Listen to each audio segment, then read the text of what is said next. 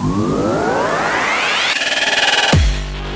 Brian Noel. We're currently in an interview series with Adam Pickett. Yes, I'm still in the backyard. Today, we're going to talk about 300 pitches later.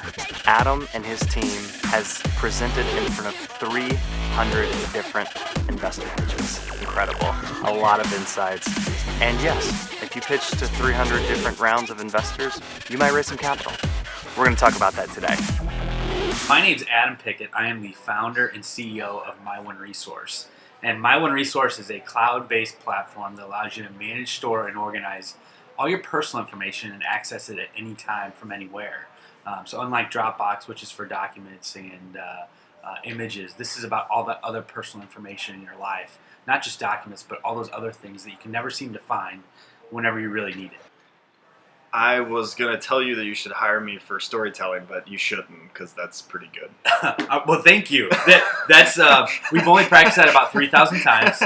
So, yeah. So we've done a lot of presentations lately, and people come up to me like, God, boy, that was really good. Did you just do that? I'm like, no, that's like 300 times that we've done that. So it's just repetition. You learn what works, what doesn't. Yeah. So. I mean, storytelling is usually pretty difficult for people, or at least whatever their passion is. We call it passion vomit at Root Radius, right? So people just come up to you and they're just like, blah, here's this idea. And you're like, you pat them on the back and you're just like, okay, good luck. Yeah. I appreciate your passion. I have no clue what you're talking about. Yeah. We're past the vomit stage. Yes. Yeah. Well, and for you, I've seen people after a decade still struggle with a good pitch. So do you feel like that's experience that you have, your background, or did you bring someone on to help you with that? What's led you to the ability all of us we're trying to do something, and the ability to tell it a lot of times is the threshold in which allows us to actually do it. Yeah. Because if we don't know how to talk about what we want to do, it's going to be really hard for us to do it. Yeah, it's literally for us, it's trial and error. I mean, I think my background, I spent 7 years in marketing with Disney, so I think that whole storytelling aspect helps from that perspective, but also too, it's just trial and error. I mean, literally, we've done 300 investor pitches, and wow. every time you do one, you tweak it afterwards, and you realize. I mean, even now you think, okay, at 300, you know what you're doing. Well, we do, but the story changes, the story evolves, and you have to evolve with it. And it also depends on the investor you're talking to.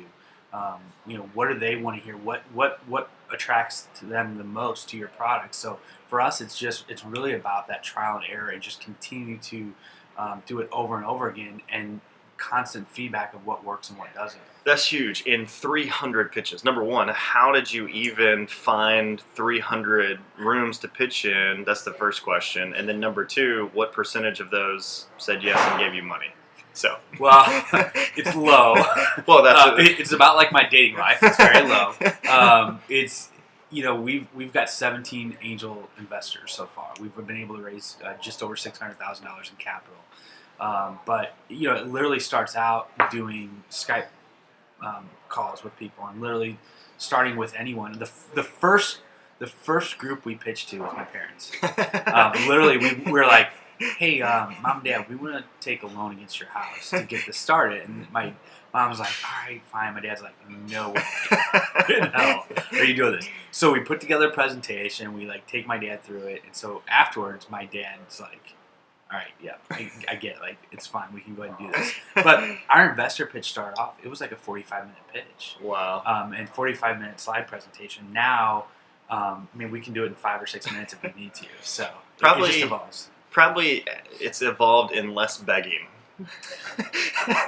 Yes, definitely. I would think that first one with the parents was like, please. Exactly. So do you remember how you gave birth to me? Yeah. So, but no, you refine that story and you realize what works and what doesn't. And I think one of the other things that's really, really critical is everything comes down to passion and everything comes down to emotion. You look at the stock market. The stock market changes because of emotion. People see, people see what a company may do one thing, and it really isn't that it financially made that much sense or financially paid off. It's because of emotion. And investors are the exact same way. They're investing because they like you, or because they're emotionally tied to this product, or they feel a connection to it. So that emotion plays into it. We try to bring that in and make it try to pull at those heartstrings, I guess you could say, in certain aspects. And obviously, when we're talking about financials, that doesn't work out, or when you're talking about a marketing plan. But when you're talking about our product and how, people who we've literally come across people that were devastated by tornadoes, where they lost everything. And we talk about that story about how, you're not going to lose all those things if something like that happens. We try to pull at those emotional strings as much as we can. So, well, from a timeline standpoint, so when was the pitch to your parents? Gosh, it would have been right about 2 years ago. This time period. Oh wow! So 2 years. Yeah. So 2 years. First one was the parents, and it's funny. Like for me, you have to be really confident in what you're trying to accomplish if you're willing to take money from your family. Yes. Yeah, unless you're just one of those people that'll screw over anyone, but you're obviously not that guy. No. So, but it's really interesting, right? Because someone you don't know, if they invest in you and it doesn't work, you're like, yeah, but like your family.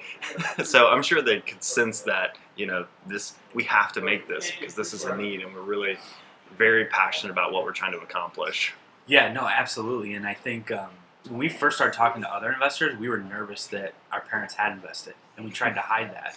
And the more you start to talk to people, you realize they say, well, if your parents aren't going to invest in you, then why would anybody else? That's good so point. then it flipped for us from the other way. But I think it's huge validation that if your parents aren't going to invest, I guess that's step one of validation. If your parents aren't going to invest in you, if you aren't going to invest in you, why would anybody else? Yeah, that's huge.